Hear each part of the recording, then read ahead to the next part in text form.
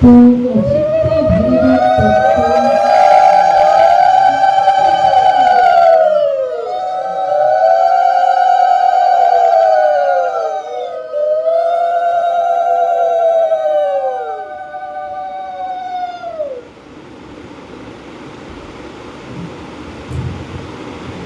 অচিন্ত ভৈরবের তত্ত্ব ভগবান শ্রী গোবিন্দ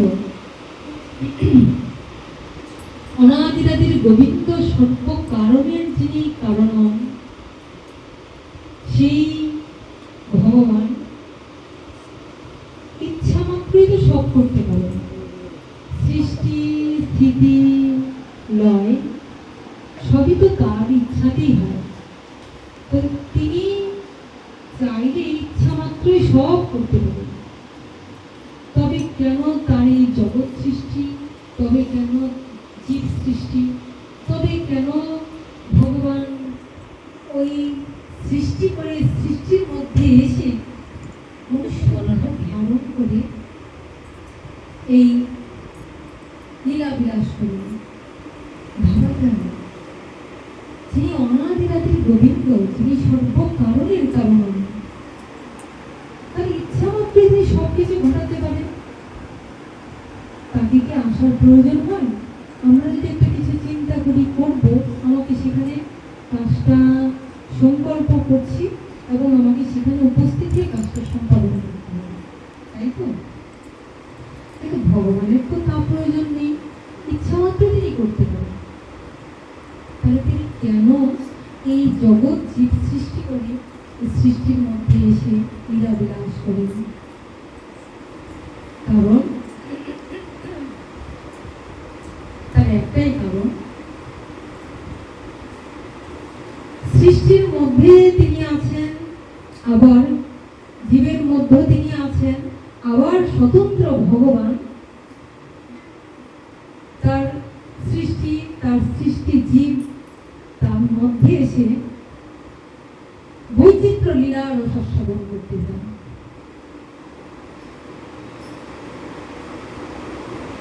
সেটি কেমন?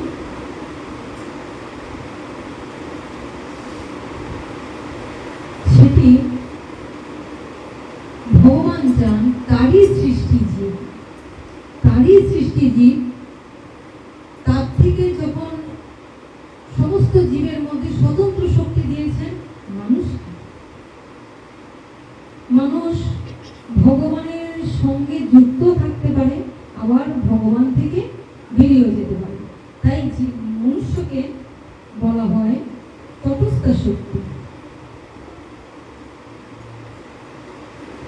জীবের স্বরূপ হয় কৃষ্ণের নিত্য দাস, কৃষ্ণেরই তটস্থ শক্তি ভেদা ভেদ প্রকাশ। সমস্ত জীব ভগবানের সঙ্গে যুক্ত, ভগবান থেকে উদ্ভূত, কিন্তু তথাপি মানুষ তাকে ভগবান নিজের মতো করে স্বতন্ত্র শক্তি দিয়েছে। তৎ শব্দের অর্থ হলো তীর। মানুষ চাইলে একটা নদী বরাবর যদি শুয়ে থাকে, একটা নদীর কিনারায় পাড়ে যদি শুয়ে থাকে, তবে রাধে রাধে, অনেকদিন পরে দেখেছি, ভালো আছে, কিনারায় যদি শুয়ে থাকে, তো মানুষটা চাইলে সে এই নদীতে নামতেও পারে, পুরোপুরি নদীতে নেমে ডুবে যেতে পারে, আবার চাইলে উঠে চলে যেতে পারে।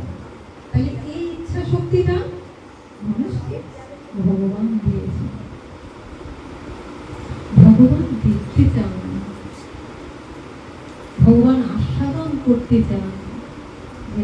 দেখি তো, জীব সৃষ্টি করে আলো দিয়েছি, অন্ধকার দিয়েছি, ভালো দিয়েছি, মন্দ দিয়েছি, স্বর্গ করেছি, নরক করেছি, পাপ দিয়েছি, পুণ্য দিয়েছি, আমার থেকে বিস্তৃত হয়ে জগৎকে ভোগ করার জন্য দিয়েছি, আবার আমার দিকে আসার ওই চেতনা চৈতন্য শক্তিও দিয়েছি।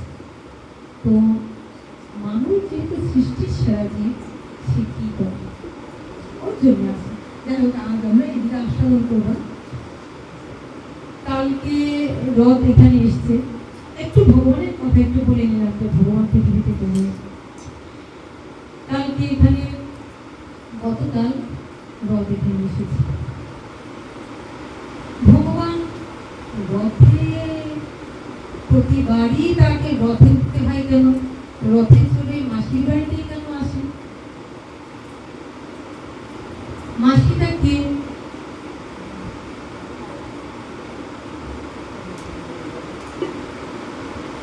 তত্ত্ব বলেছে, যেমন রথ, রথ থেকে সবকিছুর একটা দুটো অর্থ হয়, একটা মুখ্য, একটা গৌণ, বা একটাকে আমরা বলতে পারি তথ্য, আর একটা তত্ত্ব, নিগুড় রহস্য থাকে, যেটা হয়তো আমরা কোনো তত্ত্বদর্শী ভগবত কৃষ্ণ তত্ত্ববেত্তা সাধুগুরুর কাছে গেলে পাই, আর একটা আমরা আমাদের সাধারণ বুদ্ধি থেকে অনুভব করতে পারি। ওই জন্যই সাধুসঙ্গ।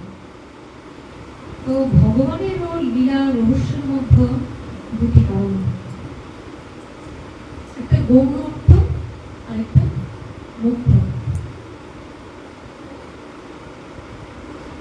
বেশিরভাগ জীবই গৌণ অর্থটাকে গ্রহণ করে। গৌণ অর্থটা কি?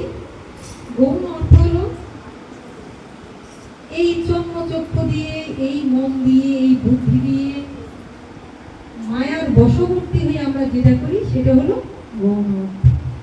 মুখ্য অর্থটা আমরা সবসময় অনুভব করতে পারি না, রিয়েলাইজ করতে পারি না, সেই বুদ্ধি আমাদের নেই। এই যে রথ আমরা দেখছি, যে ভগবান রথে চড়ে আসছেন, জগন্নাথ, বলরাম, সুভদ্রা। এখন প্রশ্ন হলো, ভগবান তো এই যে রাধা গোবিন্দ এখানে পূজিত হয়েছে, লক্ষ্মী নারায়ণ হন, এই জগন্নাথ যখন এলেন তখন দেখা যায় লক্ষ্মী এসছেন কে? বোনকে, ভগ্নিকে নিয়ে এসছেন। এই বলরাম তার দাদাকে নিয়ে এসছেন। এমন তো হওয়ার কথা ছিল না, লক্ষ্মীকে নিয়ে রথে আসার কথা ছিল। তো ওটা যদি ভাবতে চাই তাহলে আমাদের একটু আগের দিকে যেতে হবে। আমরা রথটা ধরে রাখছি, রথের জায়গাটা ধরে রাখছি, অল্প করে আজকে করবো। একটু আগের দিকে এই ঘটনাটা আমরা অন্যদিন করবো, কাল পরশু ভগবান করালে করবো। আমরা একটু আগের দিকে যাচ্ছি, ওটার কারণ আমরা দেখতে পাই সেই ভগবান শ্রীকৃষ্ণ যখন বৃন্দাবন থেকে দ্বারকায় এলেন, দ্বারকায় এসে ঐশ্বর্যের মধ্যে থেকে, প্রাচুর্যের মধ্যে থেকে, সোনার সিংহাসনে বসে থেকে, তথাপি ভগবান হারাধে হারাধে, বা কখনো গোপীদের ডাকেন, কখনো রাধারানীকে ডাকেন, বা কখনো সোনার সিংহাসনে বসে থাকবেন। তো গোপীরা জানতে পারলেন যে ভগবান শ্রীকৃষ্ণ আমাদের আজ যাই কাল আসবো করে বলে গেলেন, কিন্তু ভগবান তো আসছেন না। আর এদিকে যখন ভগবান কাঁদছেন, তখন আমরা দেখি ভগবানের যে মহিষারা, মানে স্ত্রীগণ, যারা স্ত্রী ছিলেন, তারা কি করেন? তারা মনে মনে ভাবেন যে আমরা এত ভালোবাসি, এত যত্নে রেখেছি, মুখের কাছে আমরা সবসময় থাকছি, তথাপি কেন হারাধে হারাধে, হা গুপি গুপি করে করে কি ঘটনাটা বিশদ বর্ণনা আমরা পরে আসলাম। তখন তারা মনে মনে চিন্তা করলেন, এটা কি করে জানা যায়? জানতে পারবেন যে ওই যে দেবকী মাকে আশ্রয় করে এলেন, দেবকী মা তার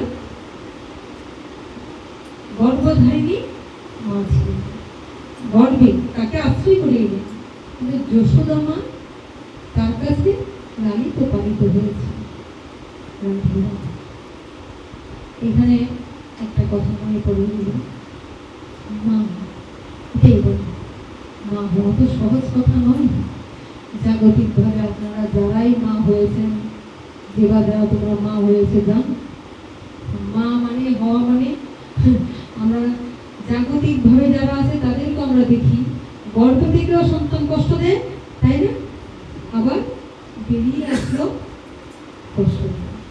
তো মা হওয়া তো মুখের কথা নয়, মানে সন্তান হলে সন্তান জ্বালাইব, দুঃখ হইব।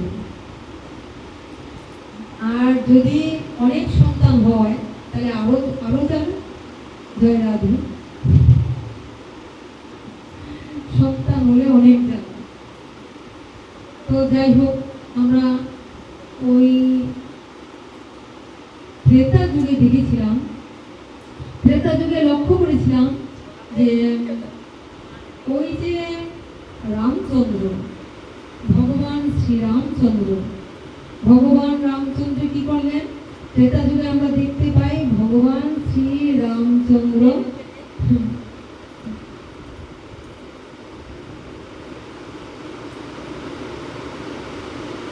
মন্থরার কুমন্ত্রণায় কি করলেন?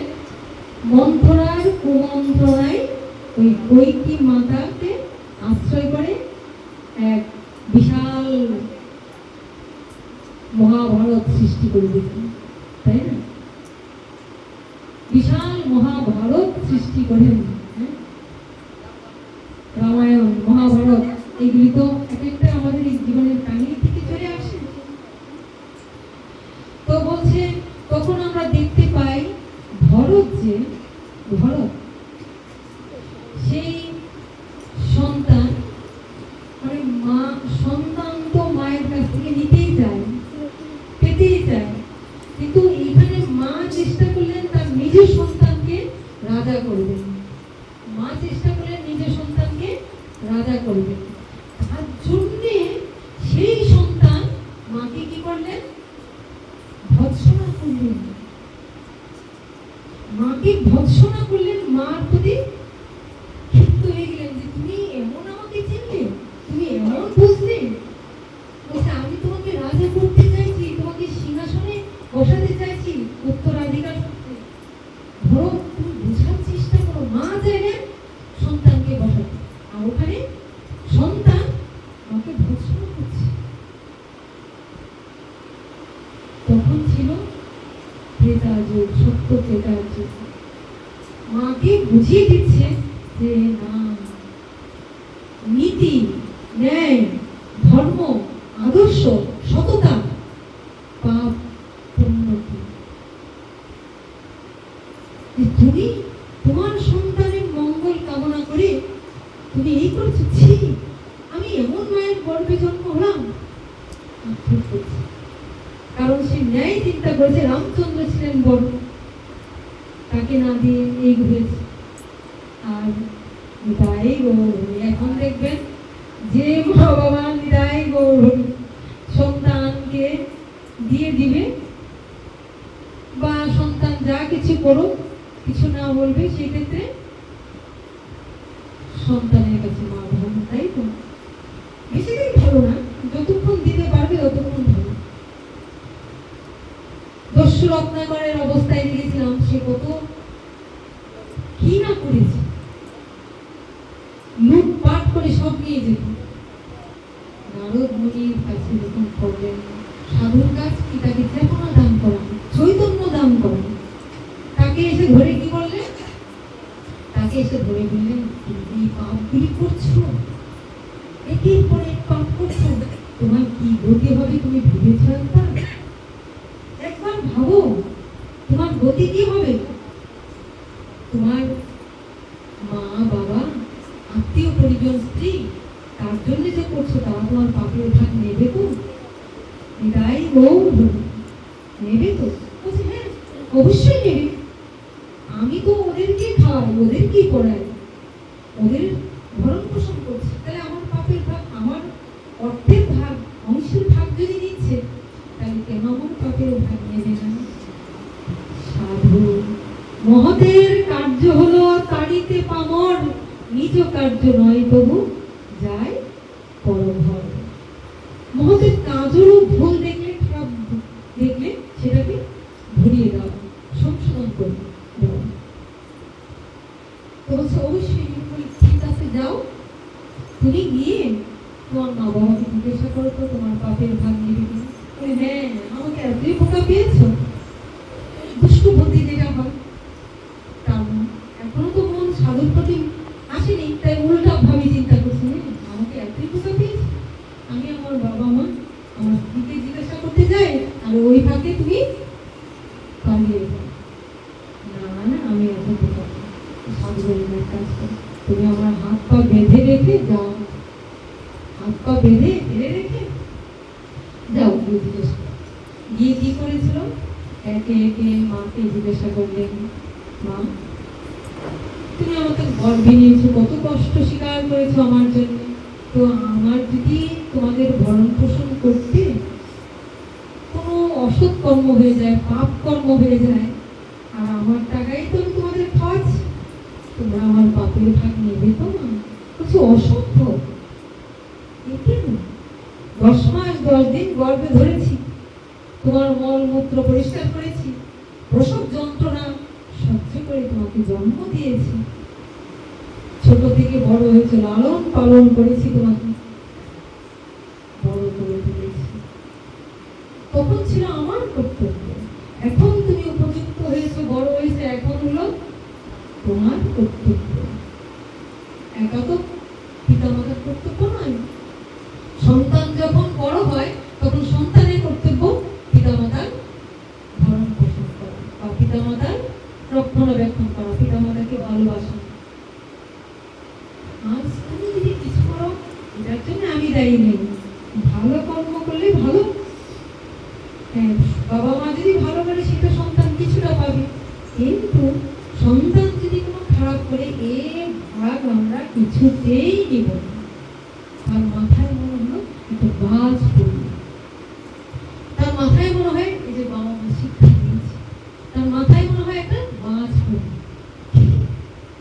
আমার মা নেবে না, দৌড়ে গেল কার কাছে, বাবার কাছে। বাবা আমার যদি কোনো ভুল হয়, আমি যদি কোনো পাপ করি, আমার পাপের শাস্তি তুমি নেবে তো? বলছে না, কখনোই নয়, আমি মাথার ঘাম পায়ে ধরি তোমাকে দিনের পর দিন খাইয়েছি, বড় করেছি, মানুষ করেছি, আজ তুমি সন্তান বড় হয়েছে, আজ তোমার কর্তব্য আমার সঠিকভাবে সেবা যত্ন নেওয়া, এটা তোমার কর্তব্য। তাতে যদি তুমি ভুল করো, তোমার পাপের ভাগ তো আমি নেব না। আবার তার মাথায় আর একটা বাজ পড়ল, এবার মনে মনে ভাবলো ঠিক আছে, হয়তো বাবা মা এখন একটু দূরত্ব হয়ে গেছে, কিন্তু যে আমার সহধর্মিনী, যাকে অর্ধেক বলা হয়, আমার অর্ধ অংশ, অর্ধাঙ্গিনী, সে তো নিতে বাধ্য, কারণ পাপ পুণ্য স্বামীর সঙ্গে সে যুক্ত, সে নিশ্চয়ই নেবে। কত ভালোবাসে আমার, দৌড়ে স্ত্রীর কাছে গেল, হ্যাঁ গো, আমি যদি কোনো ভুল করি, আমি যদি কোনো পাপ করি, আমি তো তাই একা ভোগ করি না গো, আমি তোমাদের কি সেটা খাইয়ে পরি। আচ্ছা আমি যদি কোনো ভুল করি, আমার পাপের ভার নেবে তো তুমি? আচ্ছা না তো, বরং স্বামীর পুণ্যের ফল আমি না চাইলে পাবো না, কিন্তু স্বামী যদি কোনো পাপ কর্ম করে, সেটা আমাকে স্পর্শ করবে না। যেদিন বিয়ে করেছিলে, ভরণ পোষণের দায়িত্ব ছিল তোমার, পতি শুধু পতি নয়, পতি পিতার নাম। তাই কিভাবে তুমি আমাকে রক্ষণাবেক্ষণ করবে, কিভাবে আমাকে যত্ন করবে, বাঁচিয়ে রাখবে, সেটা তোমার কর্তব্য, আমার কর্তব্য নয়। তাই তুমি যদি ভুল করো, সেটার দায় তোমাকেই নিতে হবে। এবার তার মনে হলো কি সন্তান, দেখো এই চেতনাগুলি কে দিল? ঘর থেকে, নিজের ঘর থেকে মা দিয়েছেন, বাবা দিয়েছেন, সহধর্মিনী স্ত্রী দিয়েছেন, তারা তাকে জানান যেন সবাই করে তাদের চোখ খুলে দিল, সেটা দেন আধ্যাত্মিক গুরু, কিন্তু তারাও তো গুরু, তারাও তাকে শিক্ষা দিল, ভুল পথে তাকে পরিচালিত করলো না, না করে কি করলো? সঠিক পথ করে দিয়েছে। না, তোমার পাপের দায় তোমাকেই ভোগ করতে হবে। আর টনক ধরে গেল, চেতনা হয়ে গেল, তার জন্যই পাপ করছি, দিনের পর দিনই পাপ করছি, অন্যায় করছি, আমার পাপের বোঝা তো কেউ নেবে না, তাহলে কি হবে আমার গতি? তাহলে আমি তো ভরণ পোষণ করতে করতে আমি একের পর এক পাপের দিকে ঢুকছি, পাপের দিকে ঝুঁকে যাচ্ছি। আর সেই পাপের দায় মনে মনে ভাবছি বাবা মা স্ত্রী নেবে, সন্তান নেবে, কিন্তু কেউ তো নেবে না। কষ্টের ভাগটা আমাকেই পেতে হবে, এই ভোগটা দিয়ে দেবে। আর তখন একটা তীব্র বৈরাগ্য এসে গেল, কাদের খাওয়ায়, কাদের পড়ায়, কাদের ভরসা। এখানে কথাটা বলার মানে এটাই, সত্য হলে এটাই, পৃথিবীতে আমরা যাকেই মা বলি, যাকেই বাবা বলি, যাকেই স্ত্রী বলি, যাকেই স্বামী বলি, যাকেই সন্তান বলি, কেউ কারো মা নয়। সত্য হলো এটাই, যার যার কর্মের ফল তাকে ভোগ করতেই হবে। হ্যাঁ, এবার যেই জায়গায় আমরা এসেছি, যদি আমার আশেপাশে আমরা কাউকে বুঝি, ভুলটাকে ভুল, সঠিকটাকে সঠিক ধরিয়ে দেওয়াটা আমাদের কাজ। তা না হলে ওটারও দায় ভাগ আমাকেও কিছু তো পেতে হবে। কেননা অন্যায় যে করে আর অন্যায় যে সহে, দুজনই সমান অপরাধী, কিছু না অপরাধী হয়ে যায়। যখন সে বলতো হ্যাঁ ঠিক আছে, যে কোনোই ভাবি হোক না, তুমি করো, তুমি ঠিক, তুমি রোজগার করছো, তুমি খাচ্ছ, ভুল পথে পরিচালিত করতো, তাহলে কি হতো? তাহলে ওই শাস্তিটা বাবা মাকে পেতে হতো। কিন্তু বাবা মা তাকে কিন্তু চোখে আঙুল দিয়ে দিল, তার চেতনা ভুলিয়ে দিল। তাহলে আমি কি করছি, কাদের জন্য করছি?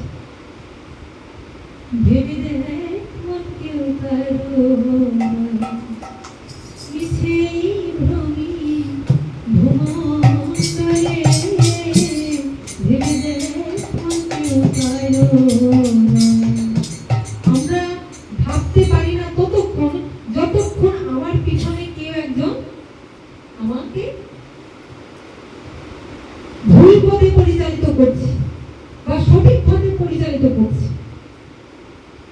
ততক্ষণ আমাদের মাথায় ভূত আসে। যখন আমরা ভুল করে করে ভুলের চূড়ান্ত মাত্রায় একটা জোরে ধাক্কা খাই, কষ্ট পাই, তখন আমাদের সেই চেতনা আসে। কিন্তু সেই চেতনাটা আমরা অনেক সময় ভর্তিকেও দিতে পারি, তাই না?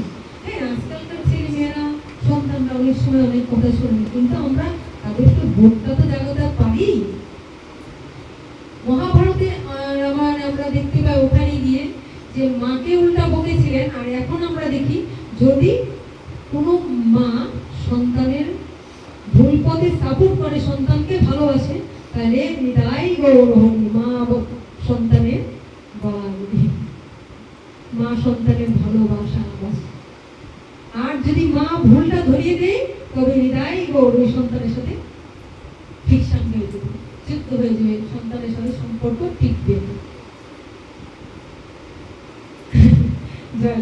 তবু সত্যের জন্য আমাদের লড়তে হবে, তবু সত্যের জন্য আমাদের দাঁড়াতে হবে। এটা কে করেছিলেন লীলাটা ত্রেতা যুগে? ভগবান শ্রী রামচন্দ্র। রামচন্দ্রের সঙ্গে এসেছিলেন ভরত ভক্ত গ্রামের অংশ। যাই হোক, তখন সেই দেখলাম, কথাটা বলার অর্থ হলো তার জন্য দেখলাম সে গিয়ে তখন ওই সাধুকে, নারদ মুনিকে বললো, আমি বুঝতে পেরেছি কেউ আমার পাপের দায় নেবে না। এতদিন তো ভুলের মধ্যে ছিল, পাপ কর্ম করছে, চেতনা খুলছে না। আজকে সাধু দিয়েই তাকে চেতনা দিয়েছে, তার চৈতন্য হয়ে গেল। সাধুর কথা বিচার করেছে, তত্ত্ব তো সে দেখেছে। এবার সে এসে তার পায়ে পড়েছে, কি হবে আমার গতি? আমি যে এরকম অন্যায় করছি, আমি যে পাপ করছি, অনাচার করছি, এর কি গতি হবে?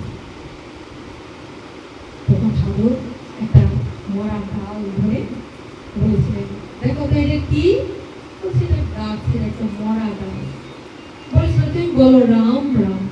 রাম বলতে পারছে না, যতবার রাম বলছে ততবার হয়ে যাচ্ছে মরা।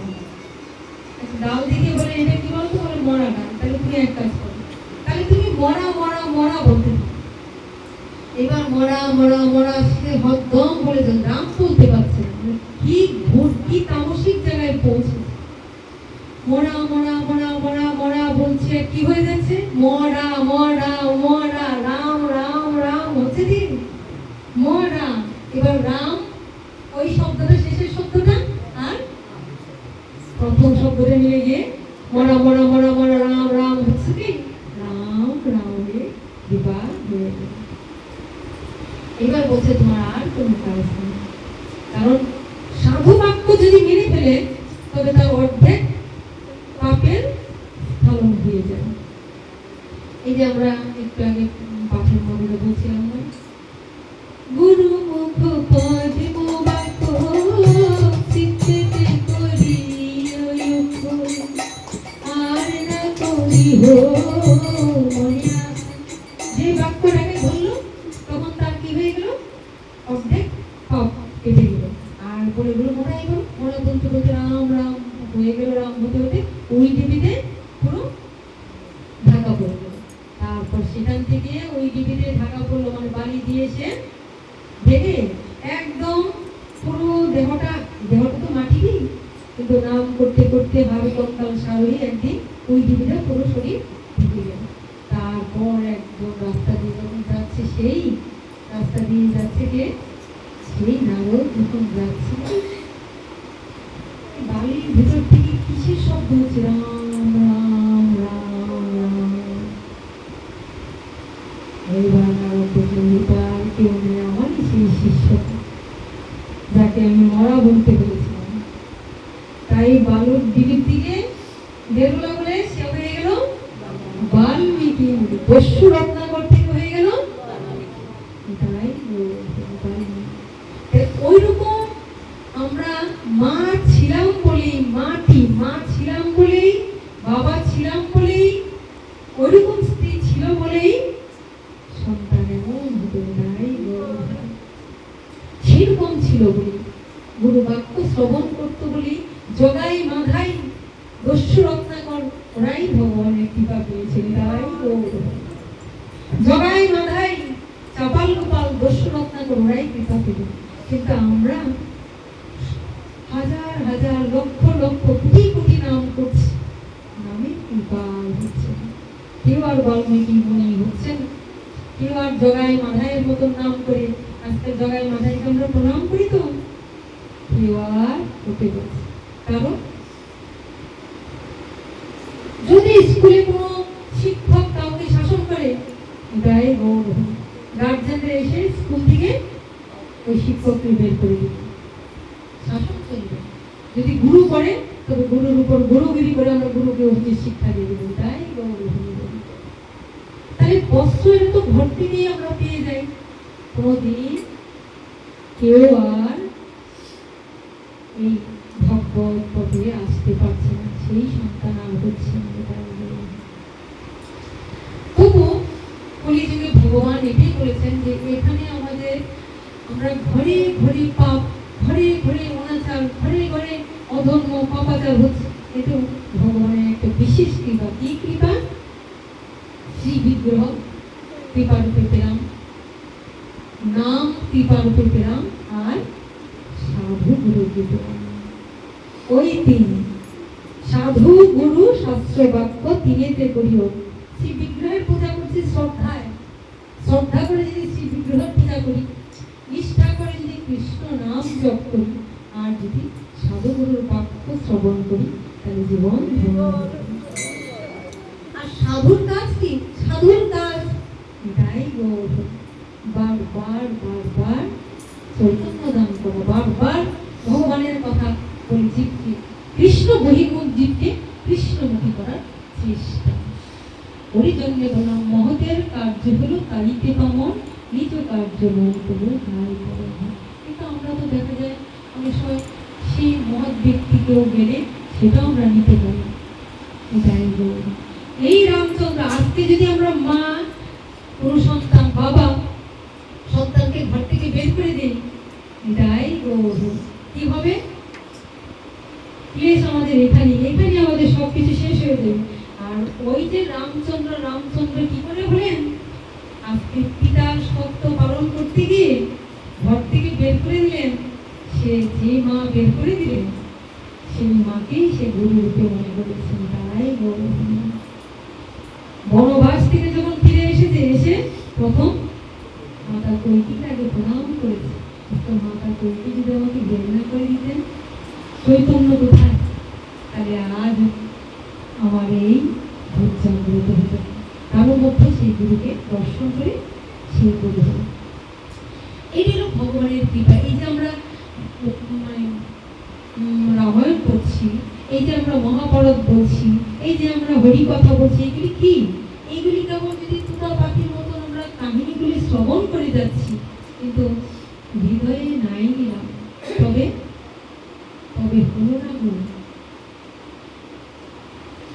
আমার চেতনা চৈতন্য করে দাও হে চৈতন্যময়ী, আমার চেতনা চৈতন্য করে দাও হে চৈতন্যময়ী, তোমার ভাব সাগরে ভেসে আমি, ভাব সাগরে ভেসে আমি, তবে হব তোমার পদাশ্রয়ী, আমার চেতনা চৈতন্য করে দাও হে চৈতন্যময়ী।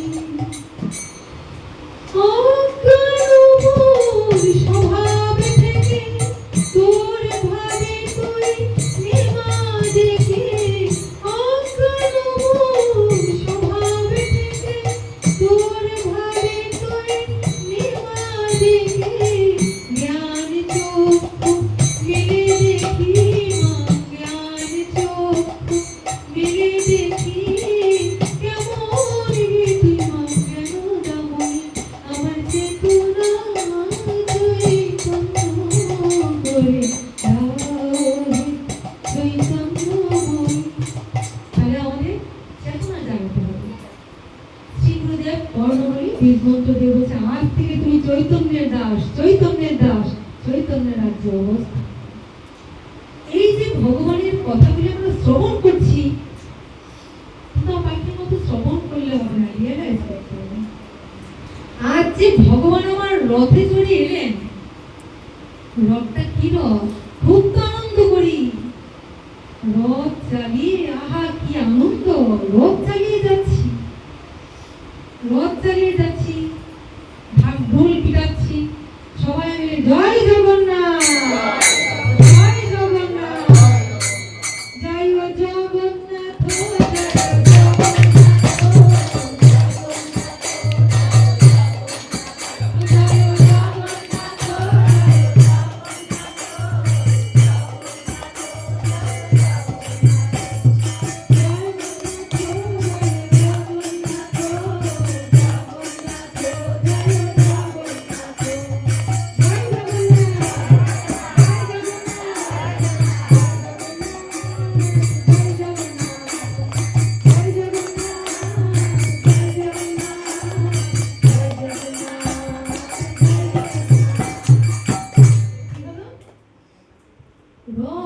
আনন্দ করছো, আনন্দ করে একদম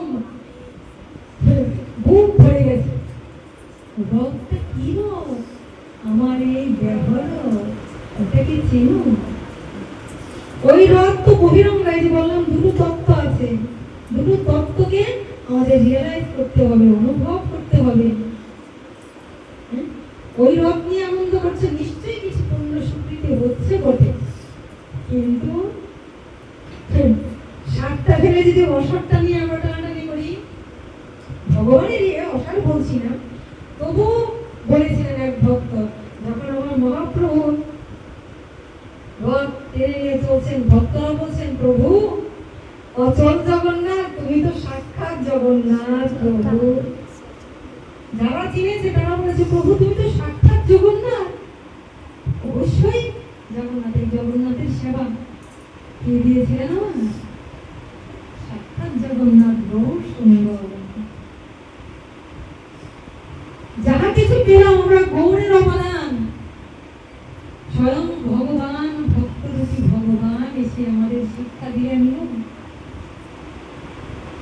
যদি গৌরাঙ্গ না হইতো তবে কি হইতো, কেমনে ধরিতাম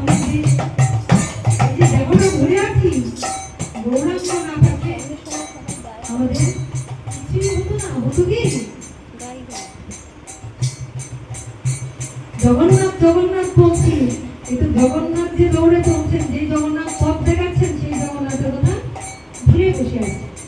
তাই ভক্তরা বলেছে, প্রভু গো, তুমি তো সকল জগন্নাথ, সাক্ষাৎ প্রভু। না না না, কারণ কি জানো, এখানেও একটা নিগুড় তত্ত্ব দিয়ে যাবে, অনেকের কাছে লাগবে। অবশ্যই জগন্নাথ, এটা ভগবানের লীলা, আমরা আস্বাদন করবো। লীলায় ভগবান কেন এরকম হয়েছে, করেছি, আবার করবো, আস্বাদন করবো। কারণ এই তো রস, এই রস যতবার পান করবো আমরা রসালো হয়ে যাবো। রসে রসে ডুবে আমরা রসালো হয়ে যাবো, এই তো রস। কিন্তু ভগবান দেখেছেন, এই যে জগন্নাথ, প্রভু জগন্নাথ, ওদিকে তাকাও। কারণ প্রভু জানেন তিনি এসেছেন কি দেহ ধারণ করে এসেছেন। কারণ অপ্রিয় সত্য কথা, আমরা যাকে এই মুহূর্তে ভক্তি করে মাথায় তুলে ভগবান করে তুলছি, মুহূর্তে একটু স্বার্থের 19-20 হলে, মুহূর্তের মধ্যে একটু ভুল বোঝাবুঝি হলে, তাকে আমরা টেনে ছিঁড়ে পায়ের নিচে দিই। তাই গৌর হয়ে প্রভু জানতেন যে না, শুধু ভক্তদের কাছে, নিগুড় ভক্ত যারা, অন্তরঙ্গ ভক্ত যারা, তাদের কাছে প্রকাশ দিয়েছেন। আচ্ছা, এবার প্রমাণ দেখো। প্রমাণটা এখানে বলে যাচ্ছে, যারা বুঝতে পারল না, পান্ডারা আমার মহাপ্রভুকে কি করলেন। কারণ তিনি যখন দেহ ধারণ করে এসেছেন, তিনি তো মানব রূপে লীলাটা করবেন। পান্ডাদের কাছে কি হলো, ভগবানকে বুঝতে পারল। সারাক্ষণ এই তো জগন্নাথ, সারাক্ষণ ভগবান, যদিও আমরা এগুলি খুব একটা বলা উচিত না, কিন্তু তোমাদের বলছি এই জন্য, তোমরা তো ভক্ত, তোমাদের তো অনুভব আছে, তোমাদের মোটামুটি আমার গুরুদেবের কৃপায় সবই খুলে বলো। তারা তো সব সময় জগন্নাথের সেবা পূজা করতেন, তারা তো সেবা পূজা নিয়েই থাকতেন। সত্যিকারের চেতনা জাগিয়ে দাঁড়িয়ে, তাই তারা করতে পেরেছিলেন এমন কর্ম। যিনি এলেন আমাদের প্রেম দিলেন গৌর, ধনী গরিব, শিক্ষিত অশিক্ষিত, উঁচু নিচ ভেদাভেদ সব বুঝিয়ে দিলেন কে, আমার গৌর হরি। ধনী গরিব, আচন্ডাল, সবাইকে তিনি একাকার করে দিলেন এক কৃষ্ণ নাম দিয়ে। এই যে আজকে হরে কৃষ্ণ নাম করি, কে দিয়েছেন, আমার গৌর সুন্দরী দিয়েছেন। হরির নাম হরির নাম হরির নাম হইব কেবল, কোনই নাস্তিক্য নাস্তিক্য নাস্তিক্য গতির অন্যথা। মহাপ্রভু দিলেন, যেটা আমরা নাম করছি। ওই যে বিগ্রহ সেবা কি করালেন, আমার মহাপ্রভু। কিন্তু যারা বহিরঙ্গ, তারা সেই ভাব বুঝতে পারে না, অনুভব করতে পারে না, তাই তারা বিগ্রহ পূজাতে থাকে। ভগবান চান ওই মধ্যে ডুবে থেকেই হৃদয়ে গৌর প্রভু কৃপা হোক, প্রভু ভজন করুক।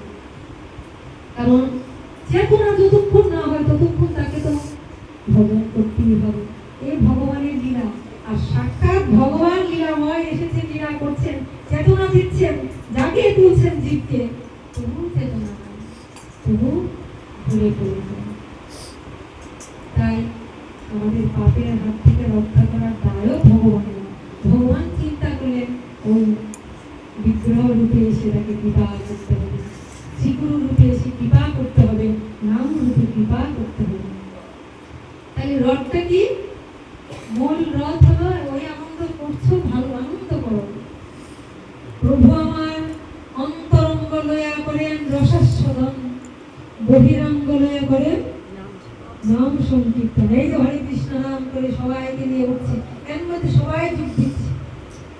এই যে কথাগুলি বলছি, যারা রসিক না, যারা তত্ত্বজ্ঞ না, যাদের অনুভব নাই, বলতে একটু হরিনাম মাতামাতি করি, নাম করি, একটু রসের কথা বলবো, একটু লীলার কথা বলবো, আনন্দ হয়ে বাস হয়ে যাবে। কিন্তু যাদের ভিতরে চেতনা যাচ্ছে, তারা বলি তাই তো, এটাই তো সত্যি। ওই দুঃখ ছিল না, ওই চেতনা তো ছিল না, তাদের চেতনা জাগ্রত হয়ে যাবে। কিন্তু যাদের চেতনা নাই, তারা সেটা নিতে পারবে, তারা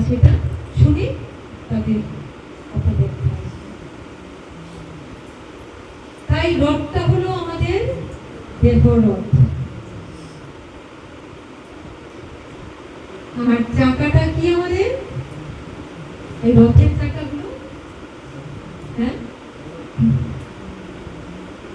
রথের চাকাগুলো কি? 16টা চাকা না? জগন্নাথের রথের 16টা চাকা। ওই চাকাগুলো কি? আমাদের ইন্দ্রিয়। ঘোড়া ঘোড়া আর চাকাগুলি হলো আমাদের ইন্দ্রিয় সদৃশ। ইন্দ্রিয়গুলি আমাদের কি করছে? এক এক দিকে নিয়ে যাচ্ছে।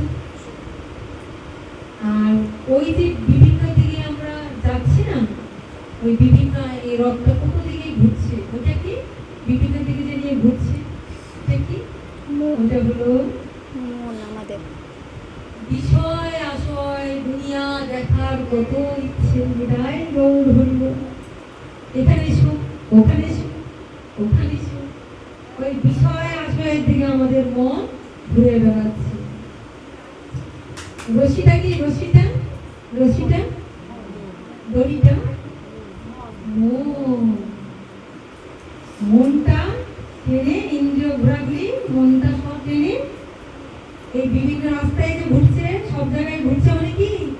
বিষয় আশয় ঘোর কামনা বাসনা এখনো মনে আছে, স্বাদ আছে, কিন্তু ভগবানের নাম নিয়ে করছে, তবু তো নাম হচ্ছে।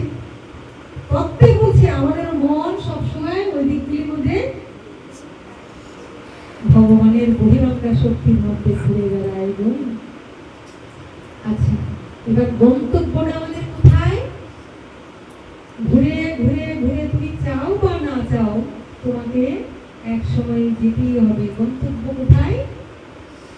শ্রীহরি, ভগবানের শ্রীচরণ পাদ পদ্ম, ভগবত ধাম। গন্তব্য আমাদের কোথায়? গোলক ধাম, বৃন্দাবন। এই গন্তব্য আমাদের বৃন্দাবন। শেষ পর্যন্ত এসে কোথায় থামতে হয়? বৃন্দাবন, ভগবত ধাম। তাহলে ওই রথটা যে বের হয়, মাসির বাড়িটা হলো বৃন্দাবন। এটা আমরা আস্বাদন করবো একটু একটু করে। মাসির বাড়িটা হলো বৃন্দাবন, বৃন্দাবন। আর মাসিটাকে গুন্ডিচা, গুন্ডিচাটাকে রাজা ইন্দ্রদম্নের স্ত্রী। আচ্ছা, এইটা বলতে চাই, রাজা ইন্দ্রদম্নের স্ত্রী। কত কষ্ট করে আমরা আস্বাদন করবো, কত কষ্ট করে নীল মাধবকে উদ্ধার করে আনলেন। সেটা কে? রাজা ইন্দ্রদম্ন। এবার ভগবান সন্তুষ্ট হয়ে বললে, আমার কাছে কিছু চাও? ইন্দ্রদম্ন, আমি তোমার প্রতি খুব খুশি, কিছু চাও? কিছুতেই চাবে না, ভক্ত তো কিছুই চাবে না। বারবার যখন বলছে কিছু চাও, কিছু চাও, রাজা ইন্দ্রদম্ন বলে বসলেন কি, প্রভু সত্যি যদি দিতে চাও, কি চেয়েছিল গো? কেউ জানো? কে বলেছে? রাধে রাধে। আমার যেই কটা সন্তান আছে সবগুলিকে নিয়ে নাও।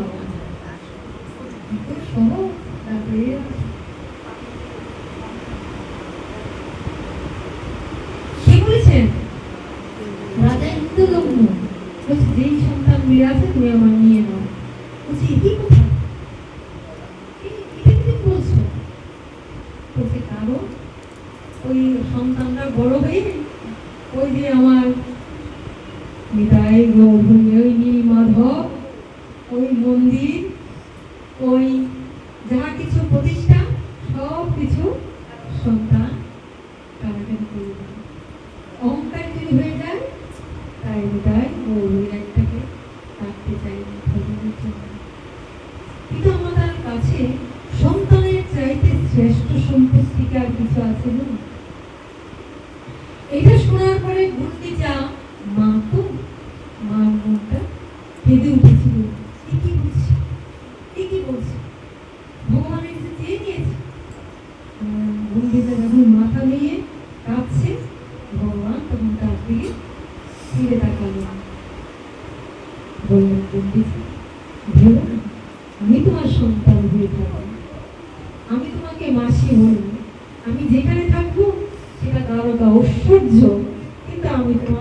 আছে প্রতি বছর আসবো আর আনন্দ করবো, তাই ভগবান। তাই আমরা দেখতে পাই ভক্তদের জীবনে দুঃখ অনিবার্য, দুঃখের মাঝে ভগবানকে লাভ হয়। কোনো না কোনো দিয়ে দুঃখ পাওয়া মানে ভগবানের সেখানে যদি ভক্ত হয় তাহলে সেখানে ভগবানের লীলা আস্বাদন হয়। কেউ কি কখনো ভেবেছি যে এখানে আমরা বসবো, এখানে আমরা আনন্দ করবো? ভাবি নাই তো। ভক্ত দেখেছিল আজকে মা একটু জগন্নাথকে নিয়ে বেরোতে চাই। তারপর এক ভক্ত যা প্রভুর ইচ্ছে, যাকে আমাদের কীর্তিদার কাছে বলেছিলাম, ও বলার পরে তখন সেটা হলো না, সেই মুহূর্তে হলো না। ভগবান যেখানে হোক আমরা একসাথেই আছি, তো ও পেরে ওঠেনি। ও আবার চিন্তায় পড়ে গেল, মা কি হবে? আমি আচ্ছা একটু দেখি। আরেকজন রয়ে গেছে, কীর্তিদা এসে বলছিলাম আমি তো পারবো না, এটা সুন্দর হয়ে উঠবে না। আচ্ছা ঠিক আছে, তাহলে কারে দেখি কারে দেখি বুঝে শোনা যায়। খেলার চলে বলেছি, কি গো তোমার এখানে তো জগন্নাথ নিয়ে যাওয়া যাবে? হ্যাঁ মা, হ্যাঁ মা, তুমি চাইলে হবে। ওই কিন্তু আমরা বিদায়ের ঘুরি সেখানে অদ্যাবধি লীলা করেন গোরা রায়, কোনো কোনো ভাগ্যবানে দেখি দাঁড়িয়ে। ওই গুন্ডিটাকে কথা দিয়েছিলাম আমি তোমার কাছে আসবো, সারাটা বছর আমি অপেক্ষা করে থাকবো কখন আমার এই আনন্দের সময় আসবে। দেখো দুঃখের সময় অনেক দীর্ঘ হয়, শেষ হয়, কিন্তু সুখের সময় কিন্তু মুহূর্তে মুহূর্তে দৌড়ে চলে যায়। গৌর হরিবল সুখের জল আসছে, তো ভগবান আসছে। আমরা সব ভক্তরা সবাই মিলে আনন্দ করে থাকলাম, আনন্দ আস্বাদন করার চেষ্টা করছি। দিনে দিনে একটু আস্বাদন করবো, কালকে আমরা আস্বাদন করবো প্রভুজি বলাবেন। এবার জগন্নাথের লীলায় প্রবেশ করবো। আমরা কি বললাম? রথটা হলো দেহ রথ, ঘোড়া চাকাগুলি হলো আমাদের ঘুরছে, আর চাকাটাকে আরেকটু তথ্য নিতে পারো, অনুভব করতে পারো। ঘোড়া চাকাটা একদিকে আমরা ইন্দ্রিয়গুলি ধরতে পারি, ইন্দ্রিয়গুলি আমাদের বিভিন্নভাবে ছুটায় ঘোরায়। আবার চাকাটাকে আরেকটা নিতে পারো আমাদের হৃদয় জায়গা, চোখ বন্ধ করে হৃদয়ে শোনা ঘরঘর ঘরঘর ঘরঘর গম করছি একটু চাকা হচ্ছে কি? চোখ বন্ধ করে একবার বুকের দিকে শোনো শব্দ হচ্ছে কি? তখন যে ওই চাকা বন্ধ হয়ে গেলে শব্দ এই হলো আমাদের তত্ত্ব। তত্ত্বগুলি অনুভব করতে হবে। ওই সাধু সঙ্গে এসে এইগুলি অনুভব করা, এটাই চেতনা। কারণ যতক্ষণ পর্যন্ত আমাদের এই বোধ শক্তি না থাকবে আমরা এইগুলি অনুভব করতে পারবো না। তাহলে বোঝা গেল ওই রথটা চাকাগুলিকে এটাও ভাবতে পারো যে ভগবানের রথ। আচ্ছা, আর বুদ্ধি কি? বুদ্ধি সব বুদ্ধি চেতনা। বুদ্ধি হলো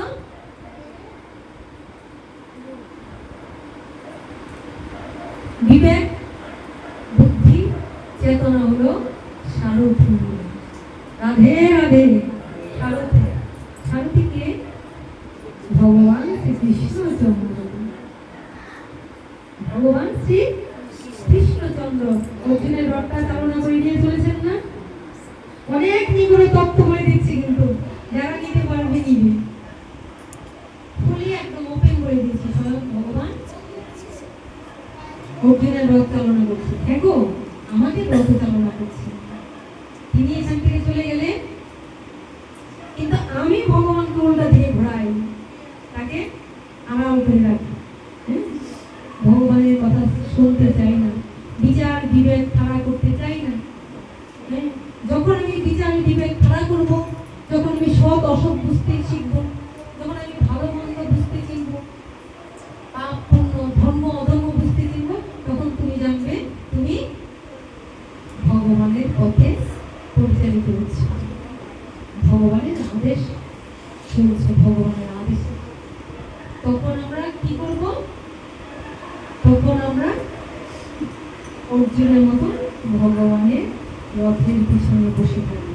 আর আমরা অনেক সময় ভুল সিদ্ধান্ত নিয়ে ভুল পথে পরিচালিত হতে, এই ব্যাপার।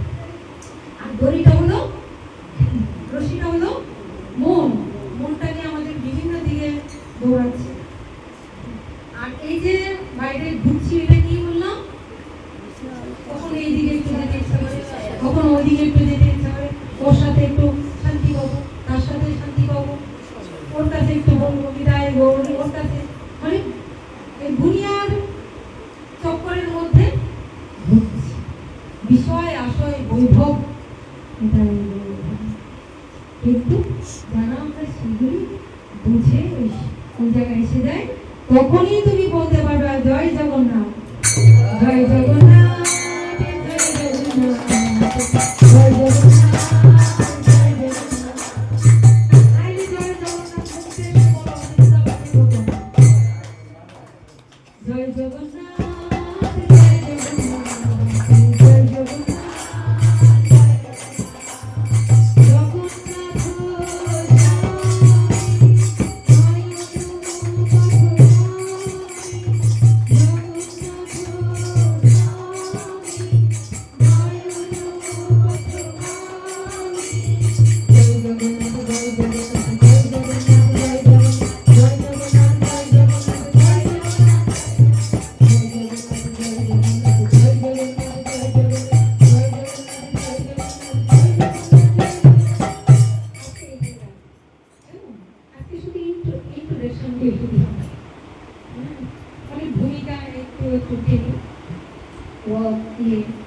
কাহিনী তো মোটামুটি বলেছি চৈতন্য লাভের জন্য। আর হ্যাঁ, জগন্নাথের যেমন ধরি দিলাম, তেমনি ধরিতে কার দিব, যেই নাম সেই কৃষ্ণ। তাহলে কৃষ্ণের নামও আমরা করেছি। এবার যে এনেছেন, কে এনেছেন? আমার মহাপ্রভু এনেছেন। এবার আরেকজনের ধরি না দিলেই নয়, আমরা বুঝি না। তাই ভগবান শ্রীকৃষ্ণের চন্দ্র কৃষ্ণকে কে জানতো যদি রাধা না থাকতো? রাধার সঙ্গে এই যদি এইসব ঘটনা না ঘটতো, তাহলে কৃষ্ণচন্দ্রকে কেউ জানতো না।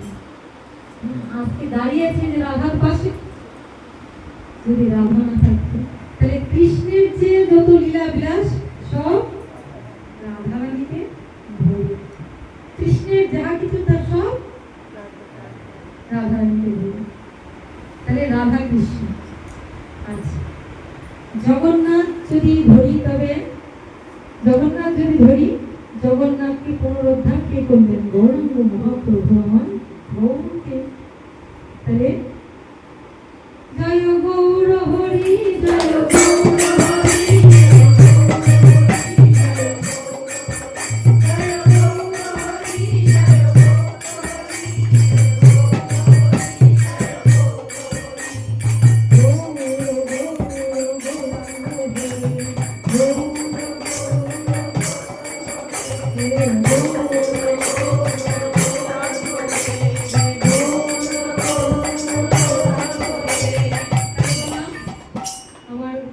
জগন্নাথের মূল ঘটনাটা কার জন্য বলতো? জগন্নাথের মন্দিরটা কার জন্য হয়েছেন? রাধা। মহাপ্রভু তো রাধা ভাবেই বিবিত। জগন্নাথ যে এমন চোখ ছানা বড় হয়েছেন, রাধার জন্যই ছানা বড় হয়েছেন। কৃষ্ণ যে লীলা করেছেন, রাধার জন্যই হয়েছেন। তাহলে মূল কে? তাই রাধে রাধে জপা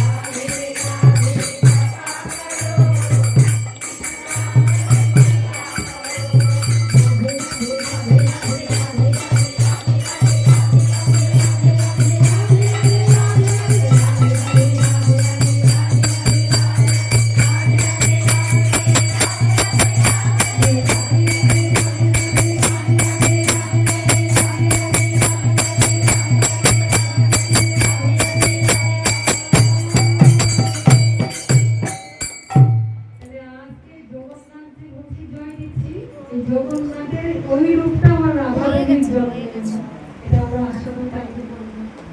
মহাপ্রভুর ওই ভাবটা আমার রাধারানীর জন্য, কৃষ্ণচন্দ্রের যত আমরা তার লীলা পুরুষোত্তম যত কাহিনী বলছি, কৃষ্ণচন্দ্রের সব কিছু আমার রাধারানীর জন্য।